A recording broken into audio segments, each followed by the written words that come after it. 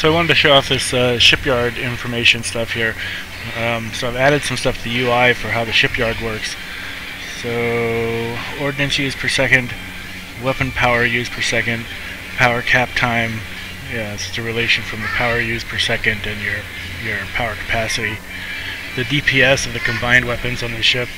The offensive score, which is supposed to be what the AI thinks the ship is worth, which will affect how it rates its combat and defense algorithms. Tech score, which really doesn't work right because the tech score is used for something completely different than what I thought it was. And the original offensive score, and this is what the AI actually thinks. For whatever reason, I can't get these two numbers to match in this view. How the numbers are calculated here are different than how they're calculated when the ship is loaded into the game normally. Yeah, so, and then over here I added to these guys what the sort of an offensive calculator. Now these offensive numbers should apply directly to this offensive score, which will sort of be like what this original offensive score is, but in some cases, like with plasma guns, it's way off. So, but anyway, most of these things will be correct. You can kind of see what the differences are here between these weapons, and it sort of relates to how big the ship is, but not really. I've changed the offensive code so for weapons it doesn't care about how big the ship is. What I figure is if the weapon already takes up a large amount of space, then you're going to have less of them on there, and so why reduce the offensive score of the weapon based on how big it is, because it's going to be, you're going to have less of them on there because it's a bigger weapon.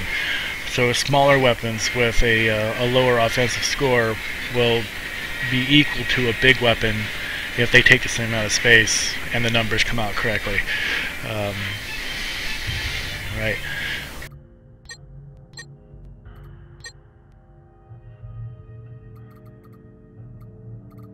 And for shields, I did some shields and armor. I did some things to change the way these work too.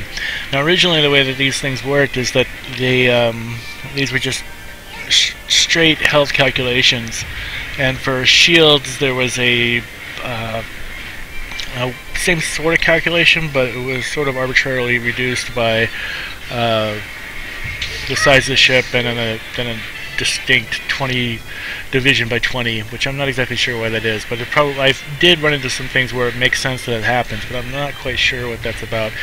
In any event, the shields are rated by their offensive score, has to do with the radius of the shield, how big the ship is that it's going on, and its recharge rate. So on a big ship like this, these weapons are, these shields will have different scores than like for a fighter. But I also had to put a cap on it so that the shield defensive score can't be any higher than twice the offensive score, because what's happening is that fighters that can mount an ancient shield had just an outrageously high defensive score.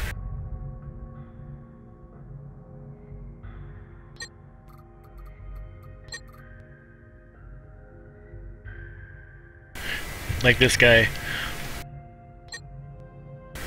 So here, like this ancient shield is 559 points if you can put it on here normally, but obviously a ship that has a huge amount of defense and hardly any offense is not going to be terribly effective, and it's really not that huge amount of defense, right? It's only an ancient shield.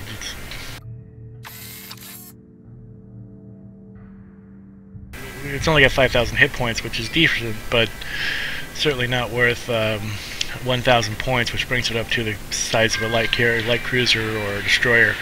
So in this case, it gets reduced by its offensive score of its all the units combined times 2.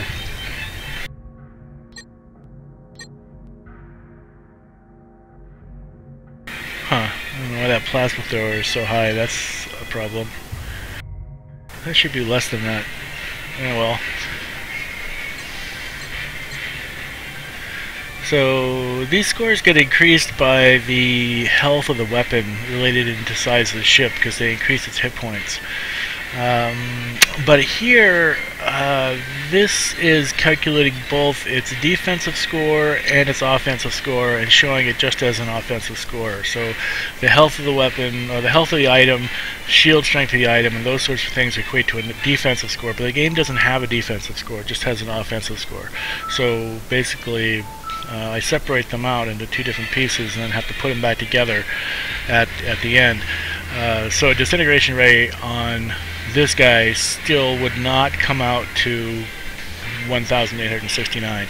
It would come out to the raw offensive score of the weapon, which is going to be, I don't know, 700 or something like that. Which is still pretty high, but you can't put one of those on these ships anyway. For the plasma turrets, I had to put in an arbitrary, if something has a range of less than 1,000, then it reduces the offensive score down. So otherwise, the plasma ships would just have huge offensive score because plasmas do a lot of damage.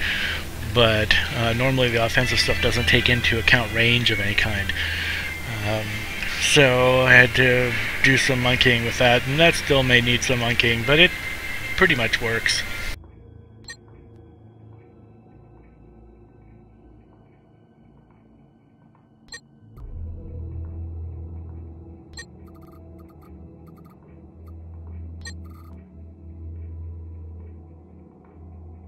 And here I wanted to show the hangar bays. Previously, the hangar bays did not, they didn't attribute anything to the offensive score of the ship, and this is something I changed in order to get in order for the carriers to be able to use fighters. Otherwise, one, they would just never build carriers because carriers have basically no offensive score because of the size of this module takes up.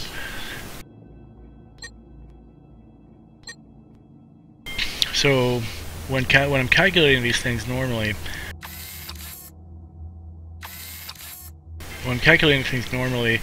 I don't look at what fighter's in there. I just give it an arbitrary kind of an average from what I've seen, which I think was 150. I think that's what it was, 150 offensive points, which is a pretty good fighter.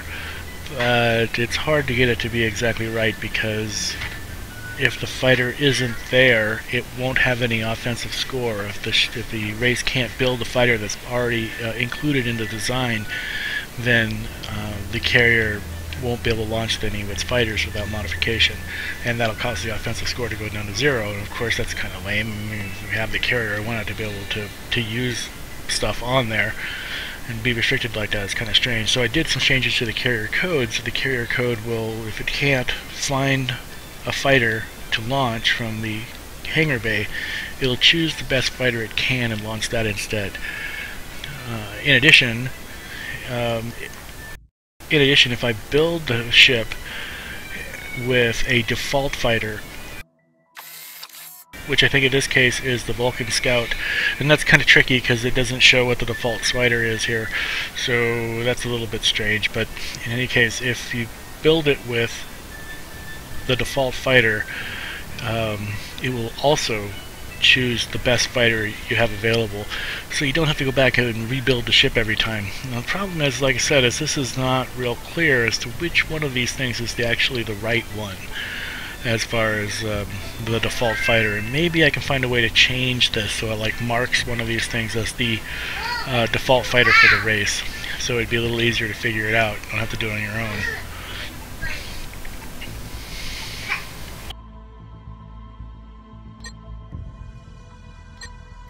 I'm not quite sure about how these numbers come out to, because it's a little bit strange. Now these numbers are important because these are how, this is not exactly how, but it's close to how the AI figures out how good a ship is by these number counts. And so that doesn't necessarily equate to how good it actually is, but you can see that there's these weird, they don't seem to flow real well. The massive cannon is gargantuan.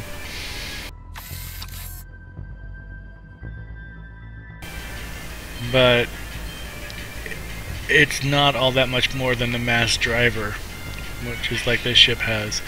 And then if you get into the energy weapons,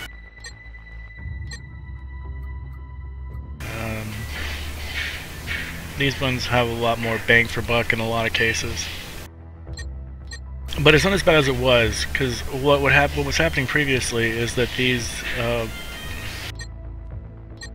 beam weapons were being rated really, really high in accordance to what their actual firepower was. So the AI would almost always choose beam weapons for its ships. Now that's not the case. It'll choose the ship that has the best offensive score, because I normalized these things a little bit.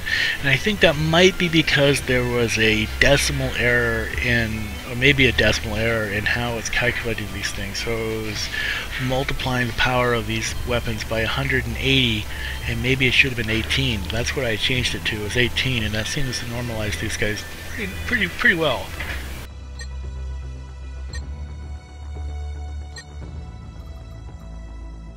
In any case, just kind of wanted to show that off.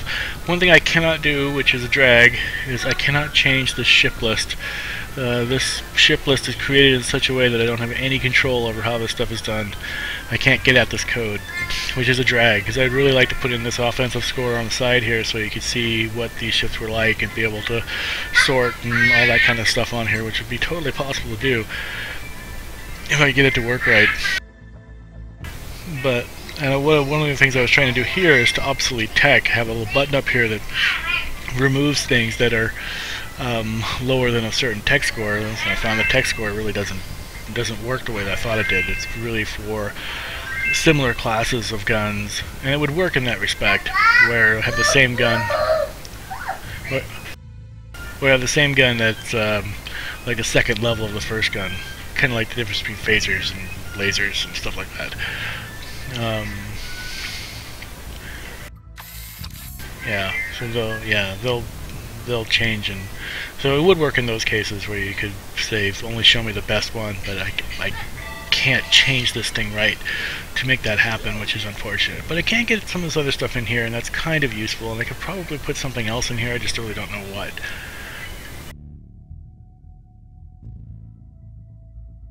Okay, I think that's about it for that.